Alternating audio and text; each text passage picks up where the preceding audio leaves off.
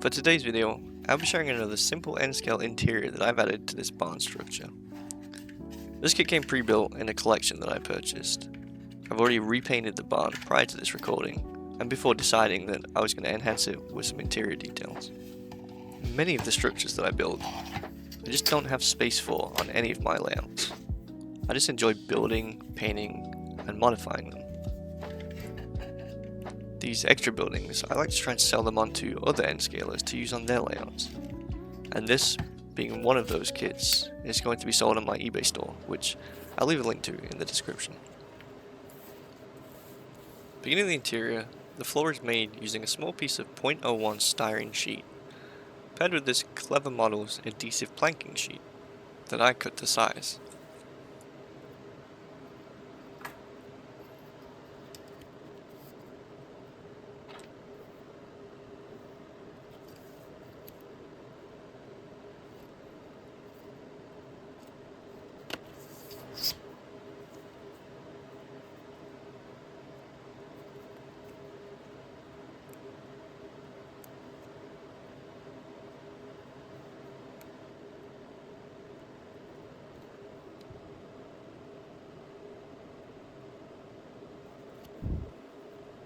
After a short struggle to peel off the backing paper, the planks are then stuck down and the excess trimmed to give me my starting point.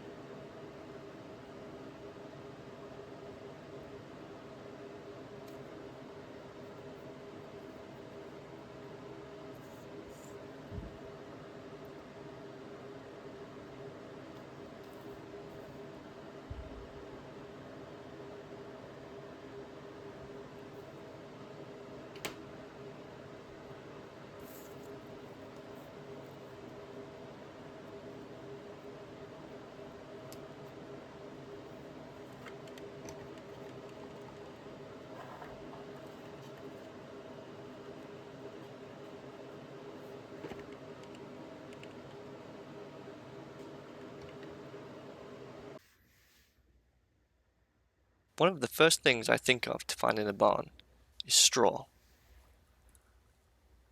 So taking inspiration from an old video from the Boulder Creek Model Railroad, I began making some bales.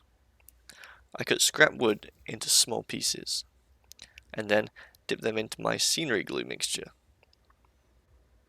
Once soaked, I can sprinkle them with a straw-colored static grass to give them a more convincing texture.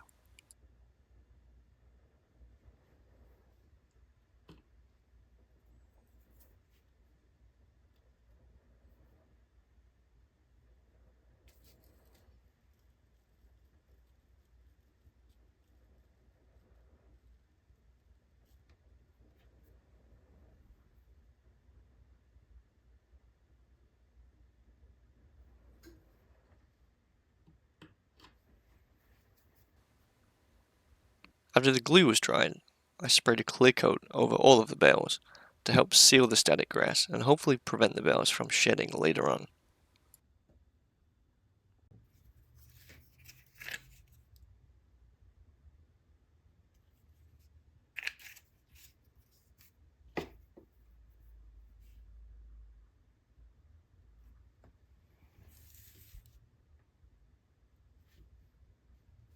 The bales can now begin to be stacked on the base. I'm not a farmer and I don't know anything about stacking bales, so I just did what I thought looked best, with an alternating pattern of end to end followed by side by side. You'll also notice the tractor here, which will sit inside the entrance of the barn when finished.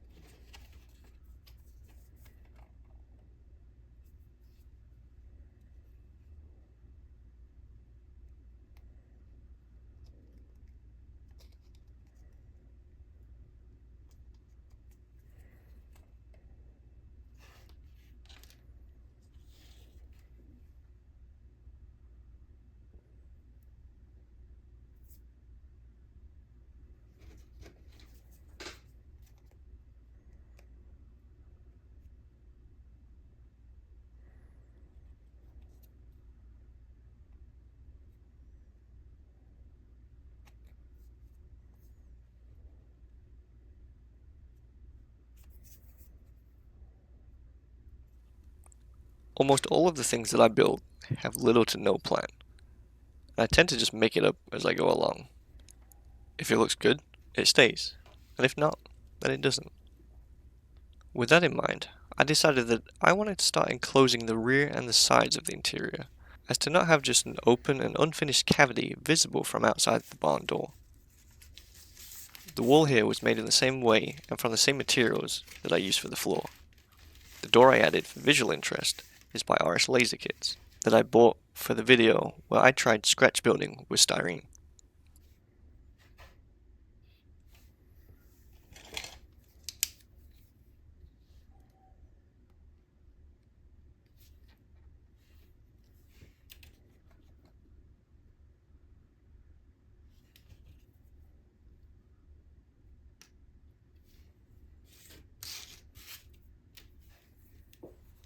The inside of an old barn is often filled with supporting pillars and beams.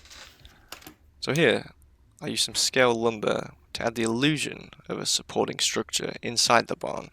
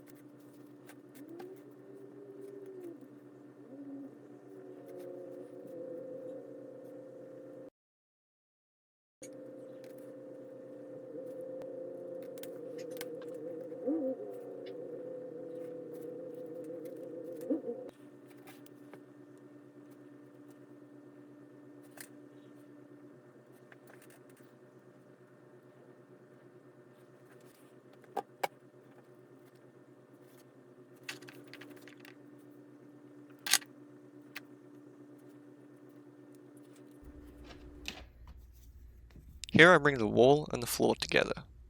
As I hadn't originally planned for the wall, I couldn't directly fix it to the existing floor without risking damage to the plank sheet.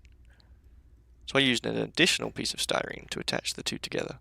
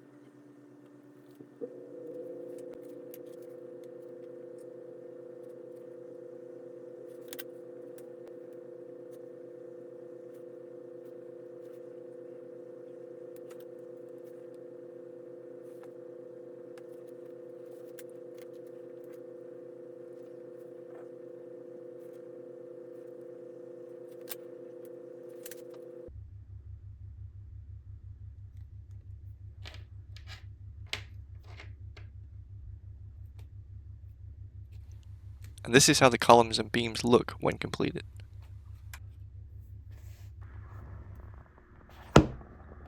Now here you can see that inside the barn, the detail isn't very easy to see, with my original thoughts being to leave the interior unlit. And if you were wondering how I got what I'd built so far inside that door, well, here's the answer. I made some more stacked straw for the right side, this time using a piece of styrofoam, painted and then textured in the same way as the previous bales. Less detailed, but also not as easy seen inside the building.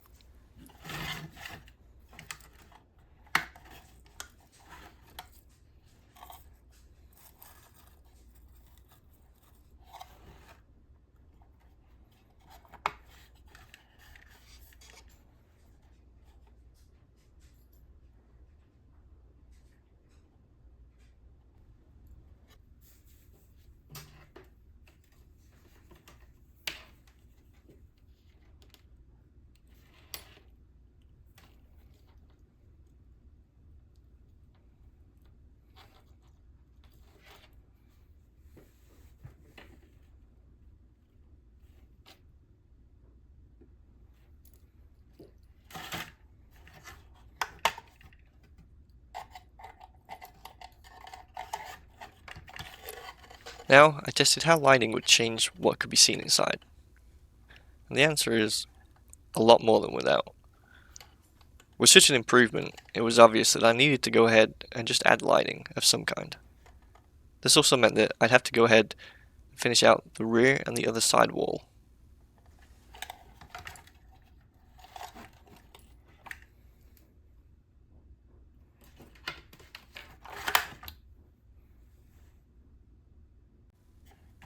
Trying to stuff more walls through the opening I had made was not going to be easy.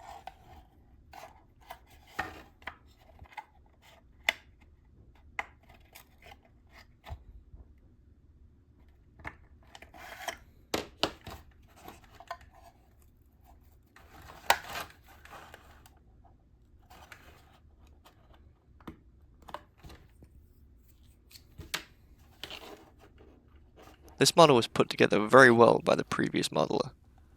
Fortunately for me, they had not used plastic cement, and due to its age, the glue was brittle enough that with some force I was able to break free the rear wall without causing any damage to the plastic. This gave me much more room to work with.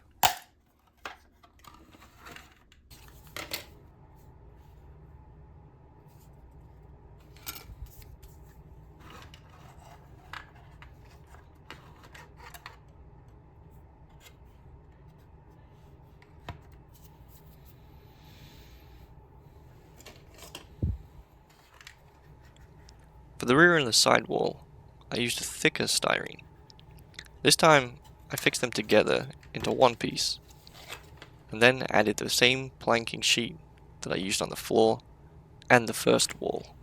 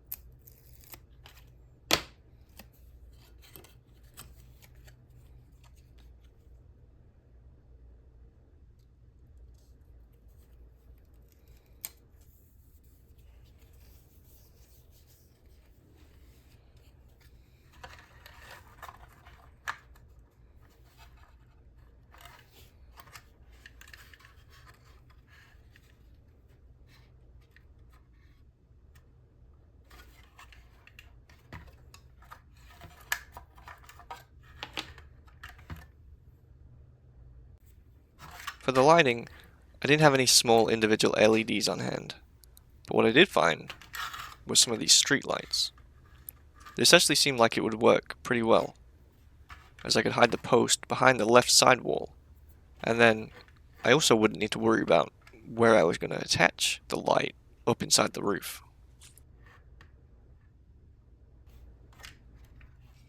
Using my pin vise, I drilled a hole that was big enough to pass the wires through, and also to fix the base of the lamppost in place.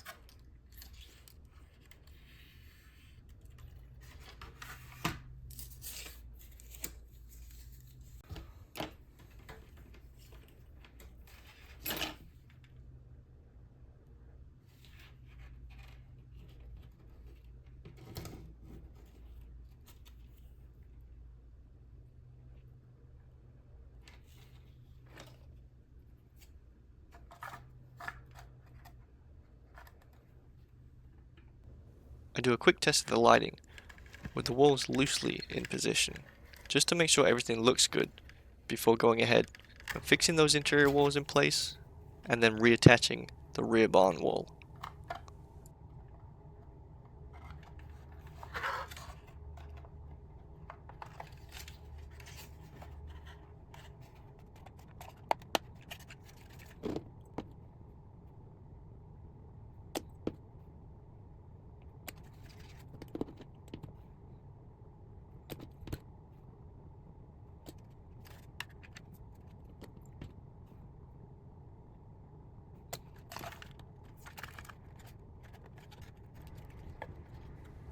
On the side of the barn there should be a silo, but on this example it was missing. There's an obvious circle molded on the base of the kit that needs to be hidden, so I figured it would be easy enough to hide it by creating a new silo in place of the missing one. After putting a roof over this small connecting piece, I used a piece of half-inch PVC pipe that I wrapped with a printed asphalt shingle texture. This was actually a misprint of a dark grey shingle texture that printed incorrectly due to low ink. I chose to use this texture though, as I felt that the colour gave a similar look to the old brick-built farm silos.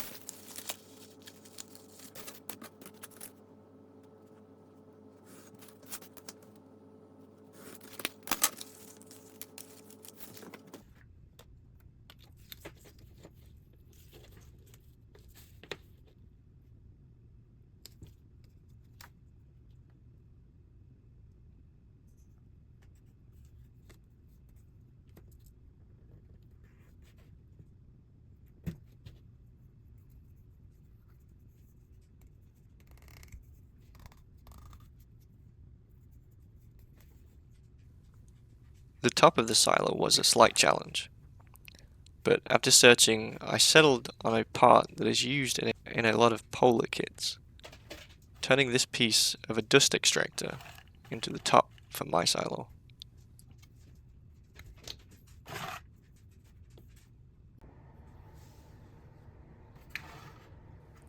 For the final stages of the build, I set about dressing up the base, simply using some scenic glue to add some turf around the edge of the structure.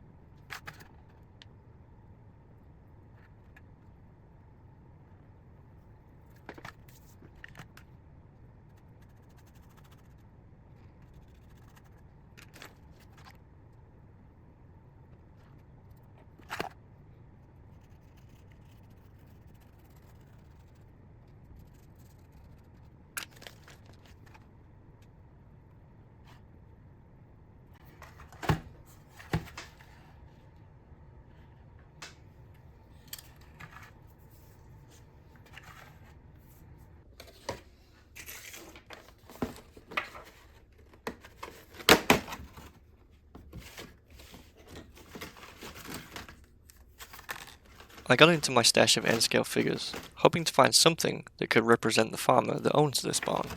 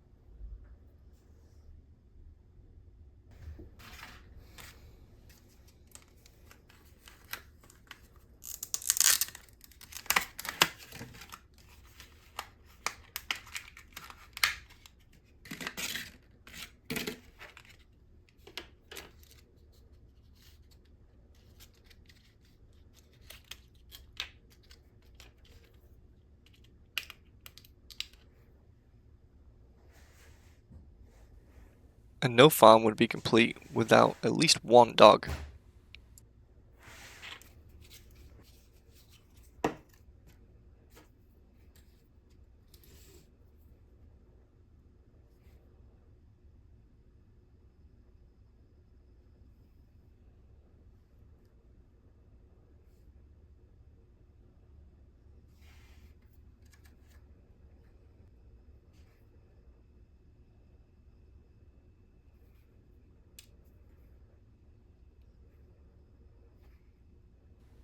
This build was complete, with the farmer, his dog, and his tractor all fixed in place.